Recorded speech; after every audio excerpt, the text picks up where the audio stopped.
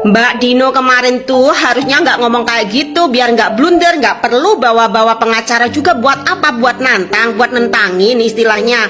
Kalau kayak gitu kan kesannya kayak nantang kayak gitu ya, bawa pengacara segala. Kalau memang dikejar wartawan, ngomong aja memang itu salah saya karena saya sudah ngomong sama Reza bahwa saya tidak mau diikut campurkan. Selesai. Makanya mungkin Reza ngomongnya kayak gitu. Kalau memang wartawan masih tetap kekeh menikah atau enggak, ya jawab aja iya memang pernah menikah kayak gitu. Kayak gini blunder, Anda aja salah ngomong kenal 2018, nikah 2022, terus anak 6 tahun, itu aja sudah salah loh kalau dihitung-hitung. Akhirnya dibully kan Mbak Dino. Makanya semua itu harus hati-hati karena kamu itu kayaknya nantang. Soalnya bawa lawyer segala mau membuktikan, yang mau dibuktikan itu apa gitu. Toh yang mau dibuktikan untuk apa? Kita itu mau Reza nikah punya anak pun nggak peduli ya.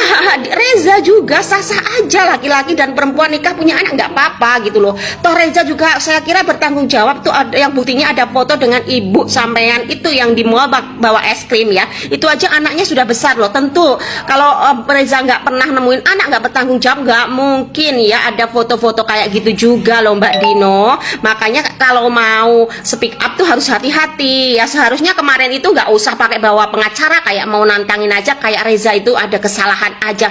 Padahal apa sih, Reza kan nurutin maumu kayak gitu loh, nurutin maumu kayak gitu. Sah-sah aja Reza mau nikah mau punya anak, kami nggak apa-apa, terserah gitu loh, wajar loh. Malah Reza kalau nggak punya anak, nggak nikah tiba-tiba kan malah punyanya cowok sama cowok kan malah ngeri kayak gitu loh. Ini sah-sah aja, berarti normal dia dong. Dan juga dia nafkahin anak, walaupun nafkahin nggak belum sepenuhnya, wong toh Reza juga belum kerja, sekarang sudah kerja. Insya Allah mungkin Reza nanti juga akan ingat sama anaknya kayak gitu loh Mbak ya. Sekarang blunder kan, aib dikorek-korek akhirnya. Makanya mending diam aja deh, selesaikan, gak usah ngancam-ngancam kayak pengacara. Anak Reza nanti akan saya tarik nanti semuanya, dan nanti sama Reza terus. Karena apa? Karena jurisprudensi Mahkamah Agung itu menyatakan anak yang lahir yang umurnya 12 tahun ke bawah itu kan dikuasakan kepada orang yang paling dekat, yaitu ibunya. Ya, tetapi nanti kalau saya tarik hak asuh itu, dia nggak ketemu anaknya loh. Jadi loh, apa alasannya nanti saya sampaikan di pengadilan. Usianya sudah berapa tahun bang anak bang?